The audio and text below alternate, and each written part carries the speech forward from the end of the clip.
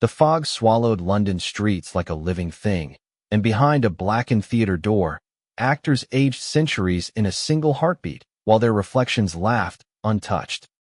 You can feel their brittle bones brushing your skin, hear whispers of your own name carried on the mist, and see youth mocking decay in every mirror.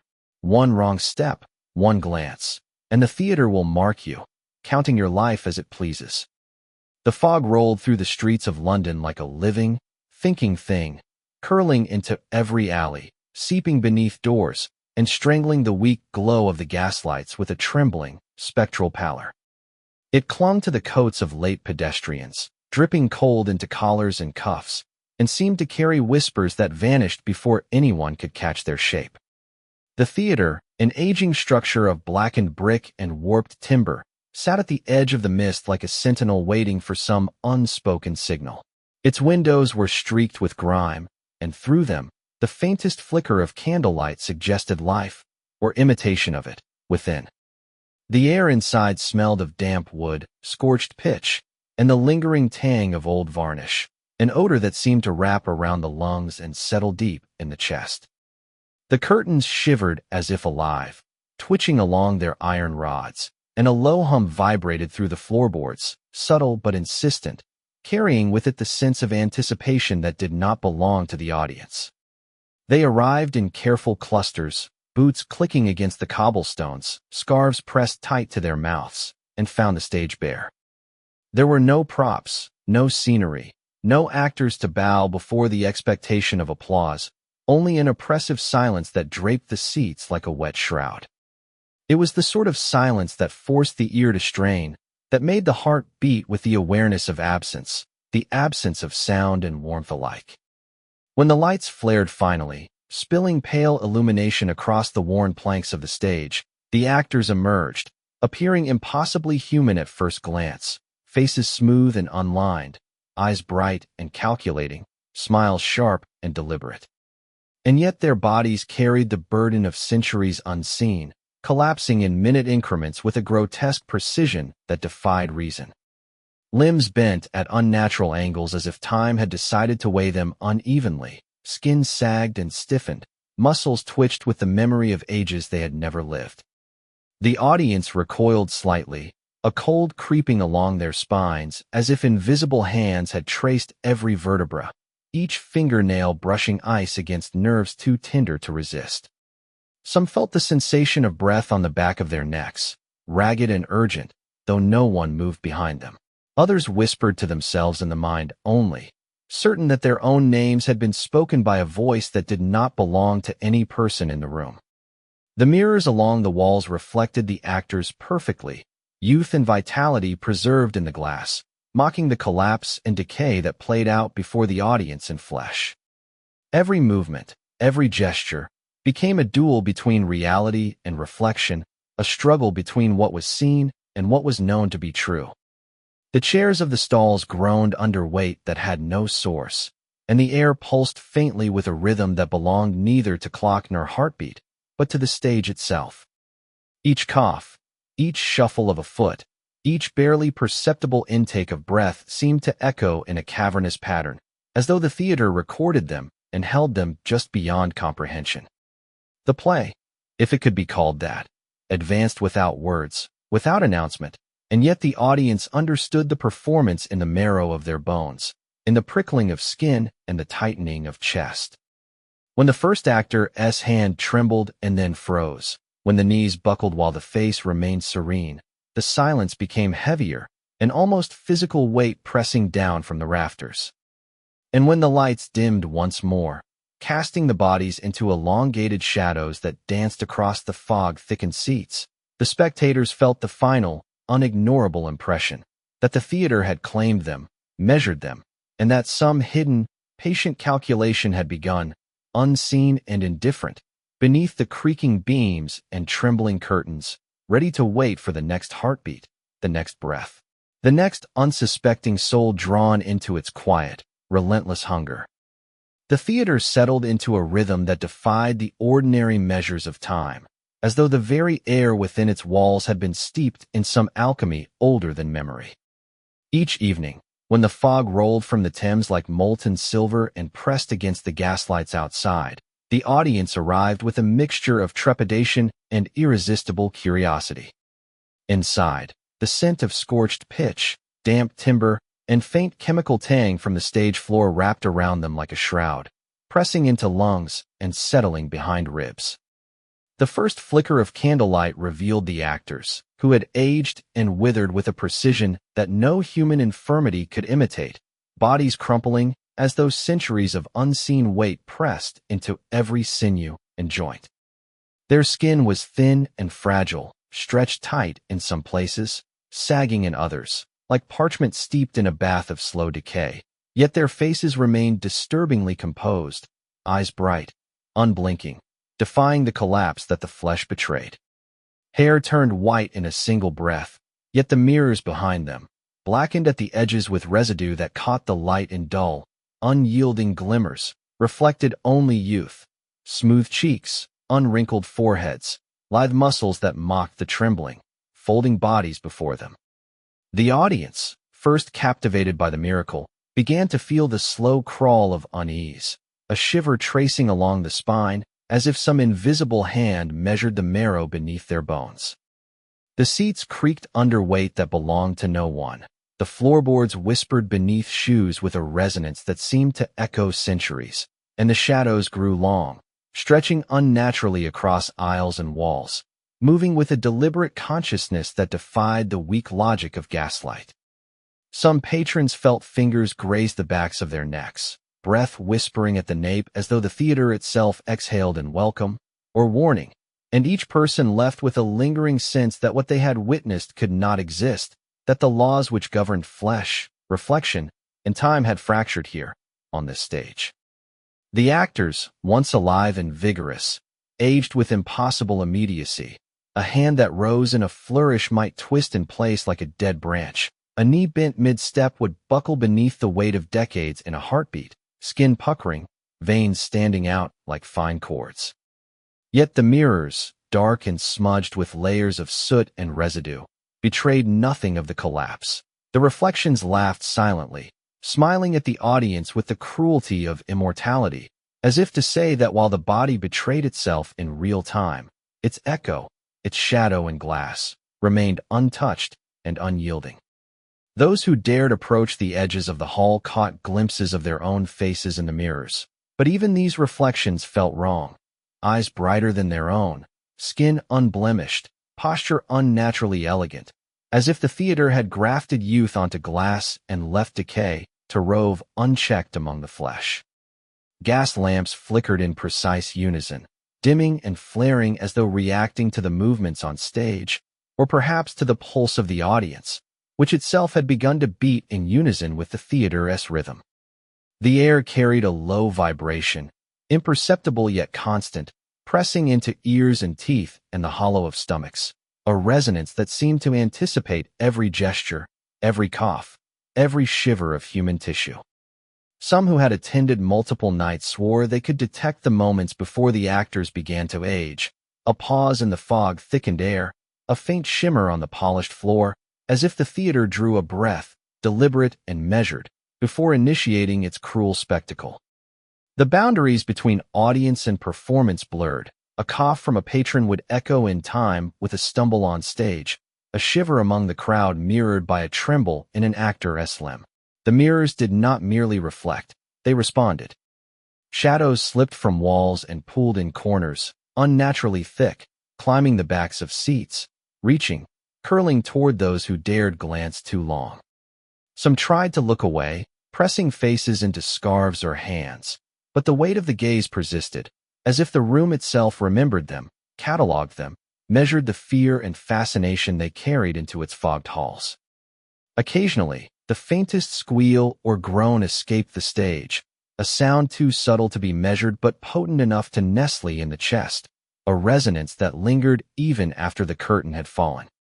Patrons left clutching throats, pressing hands to temples, feeling as if some part of the performance had entered them and would not release its grip, an echo of the cruelty they had witnessed in flesh and reflection alike.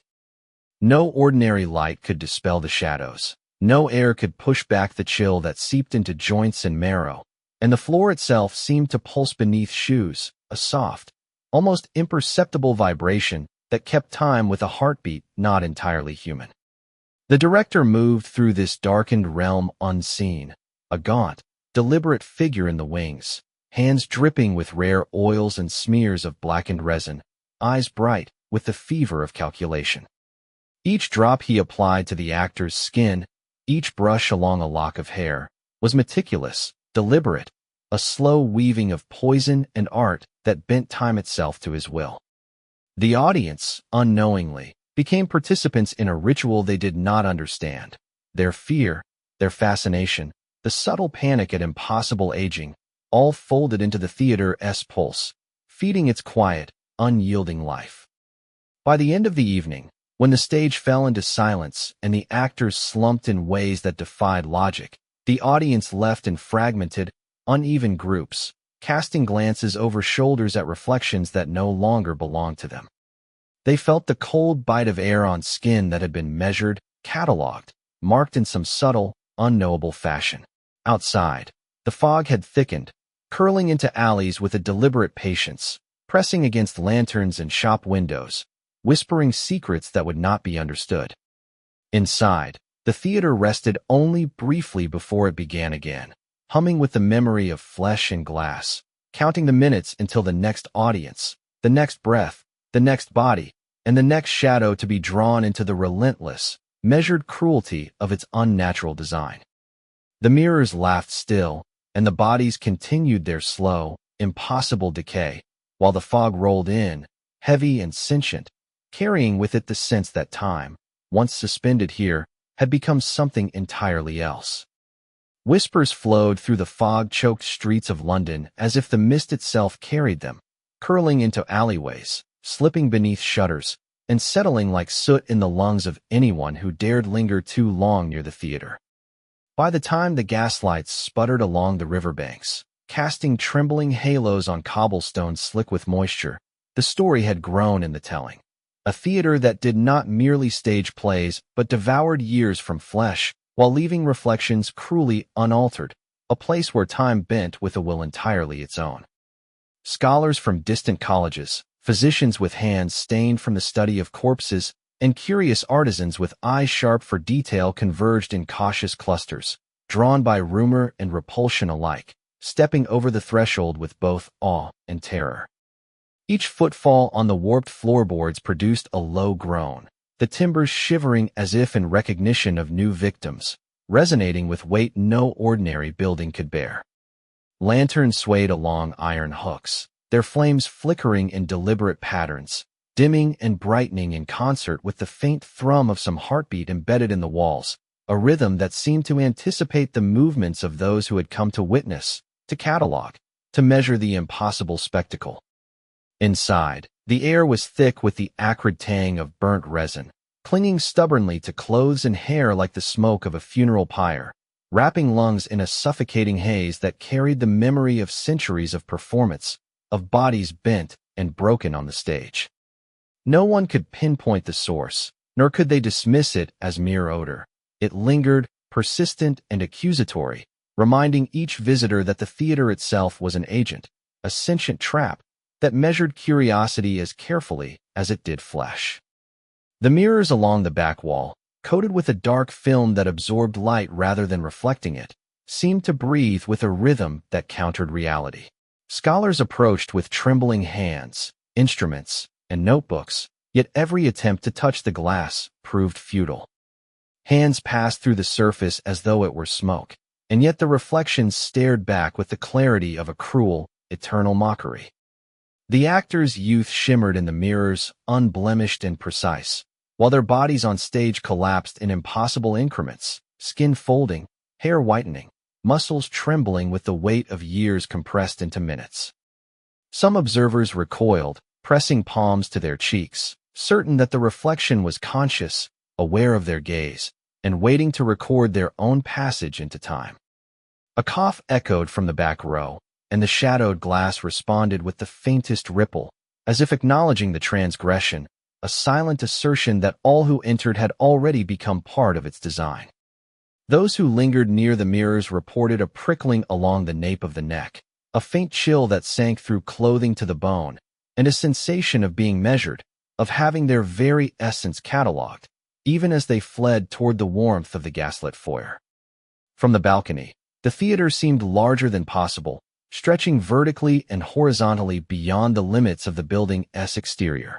Shadows pooled and shifted independently of light, crawling along banisters and across railings, pooling at angles that no source could justify.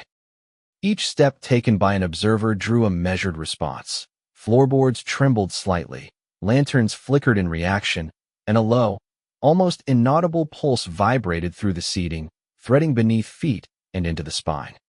It was a theater alive not merely in architecture but in will, a sentient construct that gathered the smallest gestures and transformed them into an atmosphere dense enough to choke reason. Reports of physical sensation followed quickly in the wake of rumor. Patrons left the building complaining of ice crawling beneath ribs, a gnawing unease lodged in the pit of the stomach, a vertigo that made steps uncertain even on solid ground. Some insisted they felt hairs on their arms rise as if tiny fingers brushed along them. Others claimed a pressure on the temples, a sensation of unseen eyes tracing the lines of thought itself. Those who had ventured too close to the mirrors returned pale, their expressions fixed in a mixture of fear and fascination, silent as though some private horror had been imparted and locked behind their eyes. Attempts to describe what they had seen or felt failed, for language could not encompass the paradox of flesh collapsing while reflection remained, cruel, unyielding, and immortal. Even notes in journals, meticulous sketches, and careful diagrams captured nothing more than a hint, a suggestion, a pale echo of the impossibility witnessed firsthand. The actors themselves seemed caught in a dual existence, one bound to the material world, the other ensnared in a dimension where time was measured in breaths and tremors rather than hours. Their limbs bent at angles no human body could sustain, their spines curved with the weight of centuries compressed into a moment, and yet faces remained serene, even proud, reflecting only the fleeting perfection mirrored in glass.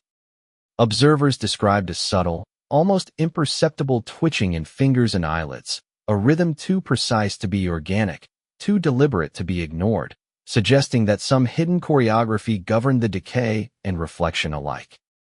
The actors were simultaneously themselves and something else, bodies as instruments upon which the theater conducted an unrelenting experiment of years, aging, and observation.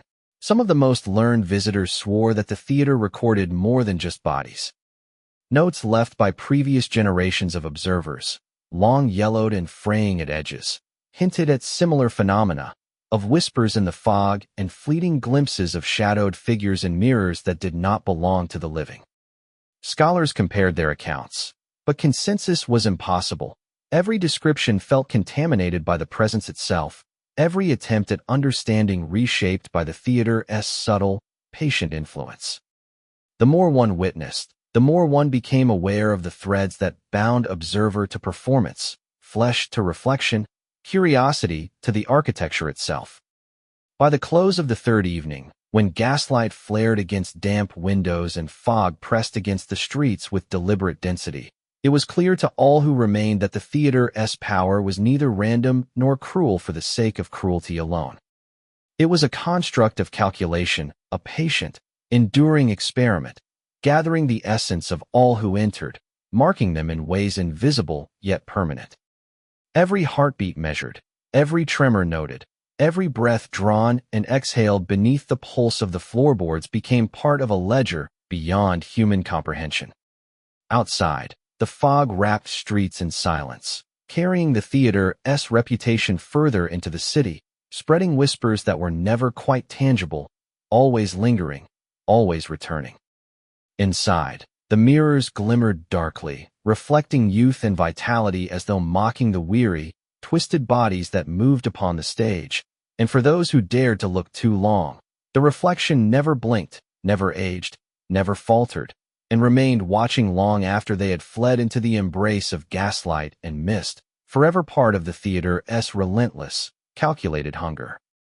The director moved through the theater like a shadow stretched over the walls. His presence sensed more than seen, a gaunt silhouette darkened by the sheen of chemical stains that clung stubbornly to coat and hair. In the still hours before the audience arrived, he circled the stage with deliberate precision, carrying small glass bottles filled with resins so rare they had cost him fortunes, and whispered threats in equal measure. The liquids shimmered in the gaslight, dark amber and viscous, exuding an aroma both sweet and pungent, a scent that seemed to cling to the air as though inhaled and exhaled by the theater itself.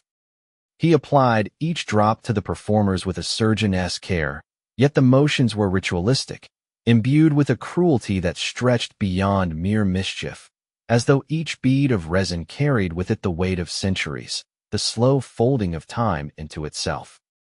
Fingers traced along exposed skin, sliding over wrists, forearms, the nape of the neck, leaving trails that glimmered faintly, almost alive in the dim illumination, and the actors shivered at the touch, though no human hand could be accused of it. No breath whispered across the shoulder in welcome or warning. Night after night, he observed the stage as the inevitable unfolded with a precision that rivaled the finest clockwork.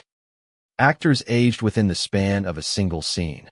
Their bodies collapsed as if decades had been compressed into minutes, muscles twisting in impossible arcs, skin folding like brittle parchment, veins raised like the delicate etchings of an architect's hand.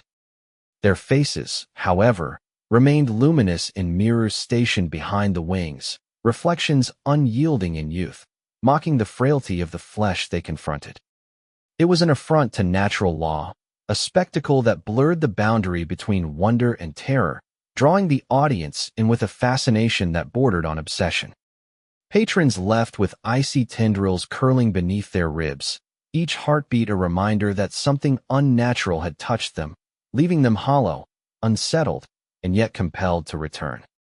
The director noted each reaction, the flicker of fear behind a cheek, the shiver that ran across a spine, as though he were cataloging not just bodies but the very essence of human perception, the thin membrane between comprehension and terror. Occasionally, a performer could not endure the strain. Mid-scene, a hand might tremble to the point of collapse, or a knee buckle beneath the weight of accelerated years. The director would pause in those moments, crouching near the prone body, studying the minutiae with a clinical obsession.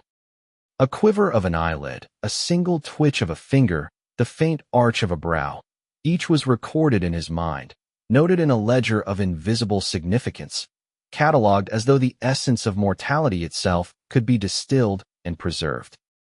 Sometimes he whispered to himself, a soft murmur that mingled with the sigh of the curtains and the groan of floorboards, phrases that no one could understand but that resonated through the room with deliberate cadence. The theater seemed to breathe with him, its walls expanding and contracting in rhythm with his movements, absorbing every gesture into its own living architecture. Shadows stretched unnaturally along the rafters and across the wings, elongating and twisting as though responding to the chemical touch of the resins, coiling like dark serpents that measured, counted, and remembered each act of cruelty. The floorboards vibrated under his measured pacing, faint pulses that mirrored the slow, inexorable ticking of time compressed within the theater. Every step, every turn of the wrist, every inhalation of resin-laden air seemed to feed the latent energy that pulsed through walls, beams, and stage-boards alike. The actors, though often oblivious to the precise nature of the director's methods, sensed an omnipresent scrutiny that weighed upon them, a sentience that watched their every movement. Even in the quiet moments, when rehearsals ceased and the gaslights dimmed to a shivering glow, the theater hummed with a subtle resonance, a vibration that threaded through floor and beam and pillar, tuning itself to the fear, curiosity, and wonder of all who had ever dared to step within its doors. It was a living organism of wood, plaster, resin, and shadow, attuned to the manipulation of time and flesh, perpetually patient and ceaselessly observant. No routine escaped his attention. He monitored the application of resins to hair, noting how strands dulled or brightened in defiance of age. He observed skin, noting the subtle creases that appeared and vanished in defiance of natural decay. He charted the progression of collapse and tremor in muscles, adjusting dosage and placement with the precision of a composer crafting an opera of agony and beauty. Occasionally, he would kneel near the mirrors, brushing a fingertip across the reflective surface, smiling at the mockery of youth preserved there while the stage writhed with centuries compressed. It was not enough to age the body. It was necessary to observe, to catalog, to measure the resistance, the endurance, the very essence of life bending under the weight of his experiment.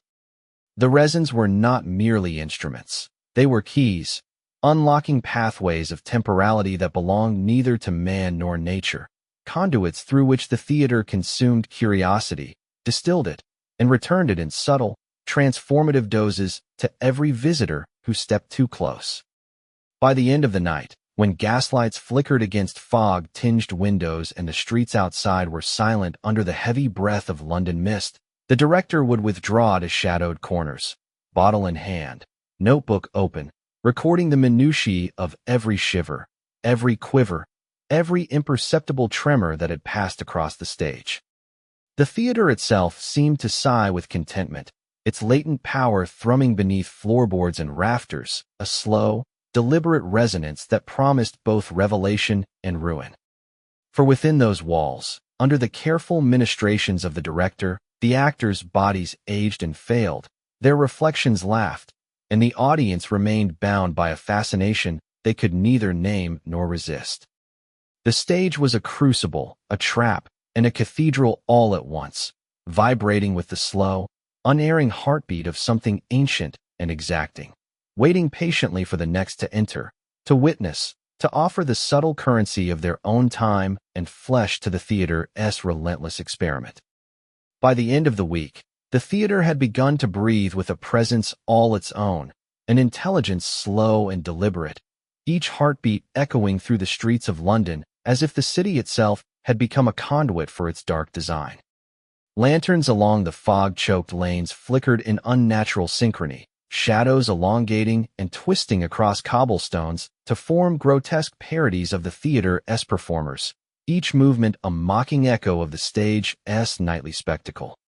Those who dared to walk near the building reported sounds impossible to attribute to any mortal source, cries of anguish and ecstasy intertwined, lingering in the mist like smoke from a funeral pyre, seeping into alleyways and curling beneath doors, leaving trembling traces on the skin of those unfortunate enough to witness them.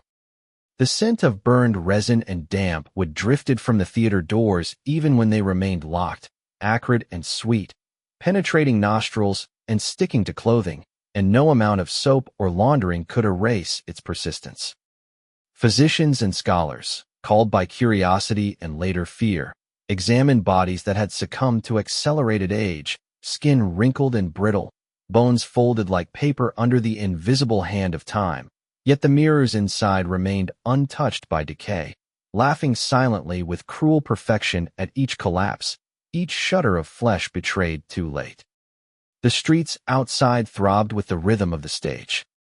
Passers-by swore that each footstep carried the weight of centuries compressed into moments, the air vibrating with pulses that were neither wind nor vibration of the ground, but something entirely different, a slow, deliberate counting of time as it drained from the living.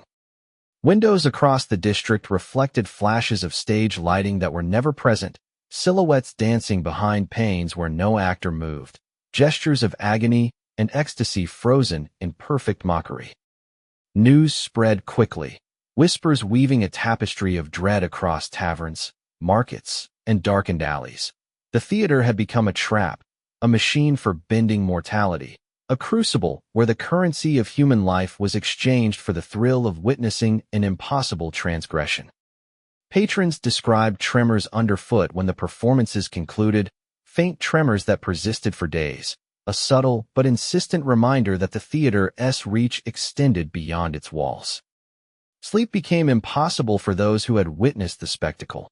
Dreams were invaded by spectral actors, grotesque reflections performing unseen acts of decay and defiance, leaving those who awoke with the unmistakable impression that they had left a part of themselves behind on the stage.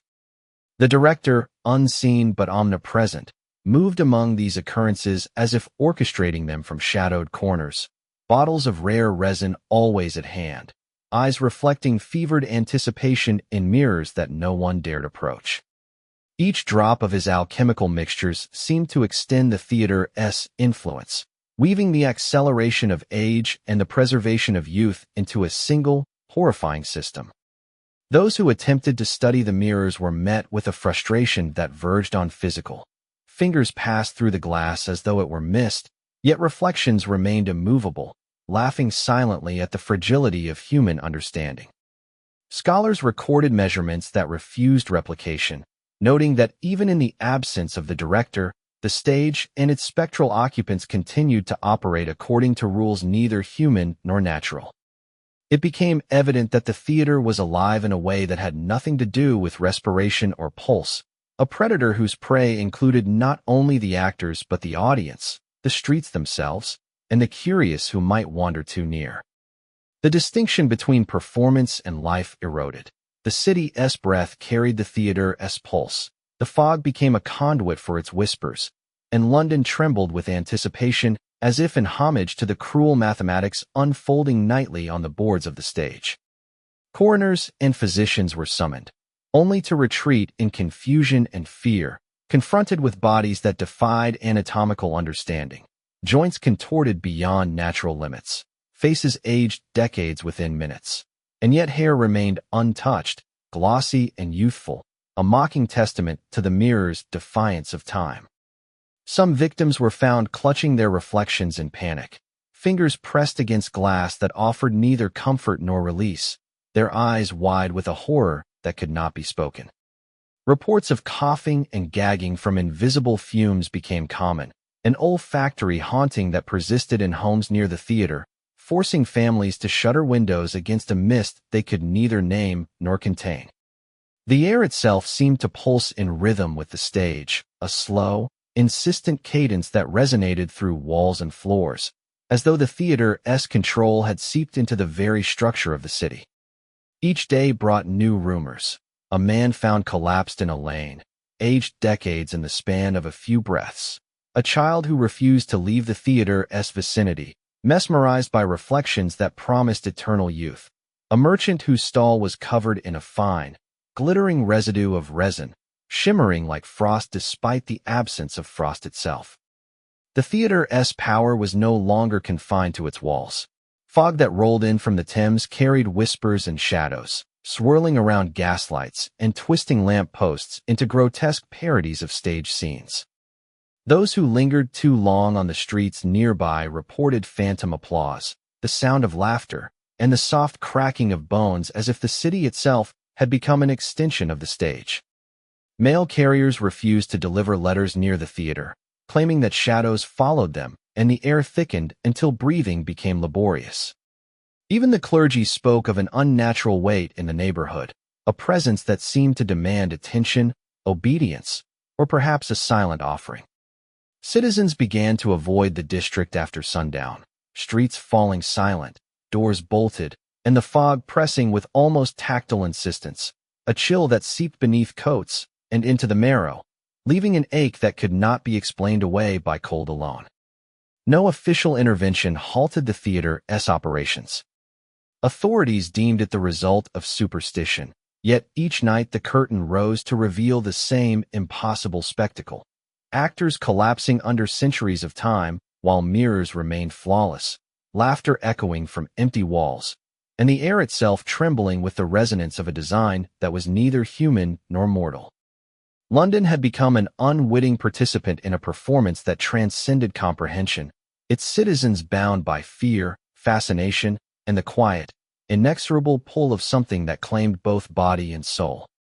And as the week closed, the fog outside thickened to a suffocating pall, curling into every alley and embedding itself in the lungs and memories of all who dared cross its path, a lingering testament to the theater's cruel and infinite patience. On the final night, the theater thrummed with a rhythm that had become almost unbearable, a low, insistent pulse vibrating through every floorboard, every beam, every shadowed corner. The fog pressed against the windows and doors like living flesh, curling into the theater's interior until the air itself seemed thick enough to choke, carrying with it the scent of scorched pitch, rare resins, and the faint metallic tang of aged blood. Inside, the actors moved sluggishly, their bodies brittle, skin cracking with the sound of dry parchment, joints bending at impossible angles, and hair whitened as though decades had passed in minutes. Yet their reflections in the mirrors remained flawless, unlined, laughing with cruel precision, taunting the twisted and fragile forms that their eyes and minds could no longer reconcile. Every heartbeat of the performers resonated in the mirrors, but the images that stared back betrayed no fatigue, no suffering, only the perfection of youth frozen in triumph, mocking mortality itself. The stage was a place apart from reason, a realm where the passage of time obeyed no law other than that imposed by the theater's unseen will, and the audience, seated in rigid rows, could feel it pressing against their skin, an icy brush that slithered beneath coats, into the hollows of their throats, and settled like frost along their spines. The very walls seemed to breathe, timber creaking as if in conversation with itself, and from the rafters came faint creaks and whispers, a language composed of shadow and air, waiting for the unwary to understand it too late. Those who had come in search of spectacle now found themselves caught in an impossible trap, unable to rise from seats that felt fused to the floor, chairs gripping their bodies with a quiet, deliberate force. Lanterns along the aisles flickered in sequences that made no sense, their lights slicing through the fog like fingers probing for life, revealing glimpses of faces contorted in fear, glimmering eyes reflecting a horror that no theater had ever demanded. Each time a performer collapsed completely, their skeletal frame folding inward, the mirrors shifted subtly, the reflections stepping forward to occupy the space the body had left behind, a silent assertion that time itself could be mocked and inverted at the theater's command. Whispers echoed through the air, the faintest vibrations of sound that seemed to carry across the theater's hollow bones, names spoken that no living voice had produced, acknowledgments of presence and absence, and promises that the audience's own reflections would one day follow the same cruel law. The director was nowhere to be seen, vanished as if absorbed into the very fog that now pressed against the theater like a tide, leaving only his work and the residual smell of chemical smokes and resins that clung to the air and to the clothing of everyone present. Outside, the fog thickened into a suffocating pall, rolling through London's streets, flowing into alleyways, creeping beneath doorways, and rising through grates and chimneys, as if the city itself had been converted into a continuation of the theater. Gaslights dimmed under its weight, casting trembling halos of light that barely penetrated the mist, and every sound was muted yet magnified in a paradoxical echo. The distant clatter of a carriage wheel, the sharp bark of a dog, the hurried footfalls of a man seeking safety, all stretched and warped as if reality itself had been rewritten to accommodate the theater's final act. Those who tried to leave found streets unfamiliar, alleys bending impossibly, corners folding inward, and shop windows reflecting a youth untouched by decay, staring with the same cruel amusement as the mirrors that had tormented the actors. Children and servants, merchants and scholars, all reported the same disorienting experience, a city familiar yet alien, a world in which every reflective surface carried the echo of the theater's unnatural law. Some claimed to see phantom silhouettes walking the empty lot where the theater once stood, shadowed forms rehearsing lines unheard by mortal ears, their mouths moving in silent cadences that matched the pulse of the fog, a rhythm that vibrated into bones and made hearts quiver as though in synchronization with a force beyond human comprehension. Inside, the performers had become nothing more than brittle husks, their skeletal hands clenching and unclenching with a stiffness that suggested consciousness trapped in the decay of flesh, yet the mirrors refused to honor the passage of time. The audience, now immobilized by the theater's influence, felt an impossible longing, a gravitational pull toward the mirrors, drawn to the laughter of youth unclaimed by years. Some attempted to avert their gaze, But the reflections found them anyway, appearing in places mirrors should not exist. On doors, in polished boots, in the darkened glass of stage props, every surface an extension of the theater's cruel geometry. The sensation was unbearable, a duality of recognition and denial, the body insisting on age and frailty, while the eyes betrayed only the perfection of untouched form. Fear became a physical weight, pressing against lungs and stomachs, a sickness that no candle or draught of air could remedy. Those who fainted were not carried away. They remained half-conscious, watching themselves through the unblinking eyes of mirrors that reflected an impossible vitality. The air was alive with the sound of creeping deterioration, the crackle of hair breaking under invisible forces, the grinding of joints reshaping in impossible ways, yet all of it was accompanied by laughter, soft at first and then rising, until it filled every corner of the theater, a mocking celebration of the cruelty that had been orchestrated for so many nights. When dawn should have come, the theater did not relinquish its hold. The fog outside pressed into homes and workshops, carrying with it the residual pulse of the stage, an insistence that the city itself had been absorbed into the performance. Days later, London awoke to the news that the theater had vanished, leaving only a smothered lot where mist pooled like a stagnant lake. Yet whispers persisted that the mirrors, everywhere, now bore the same impossible reflection. Actors unforgettable, laughing silently at the world, waiting for the next soul to step too close. Shopkeepers swore their windows no longer reflected themselves, but versions untouched by decay. Servants reported mirrors in parlors that displayed youth and vitality no matter how many years had passed, and scholars, trembling, documented the impossibility as it spread through the city. Some claimed that the theater had not disappeared at all, only withdrawn into a dimension suspended between fog and reflection, patient and watchful, its hunger for curiosity unabated. The director, whether gone or transformed, had left a legacy not of art but of dominion over flesh and time, a machine of shadows and mirrors whose laughter echoed in every pane of glass across London. Those who ventured near any reflective surface soon found themselves drawn in, faces pressed against cold glass, hearts hammering in terror and awe, unable to distinguish themselves from the perfect, cruel images staring back, knowing in some part of their mind that the theater still waited, patient and unyielding, to claim the next unwary observer in the endless cycle of age, youth, and reflection.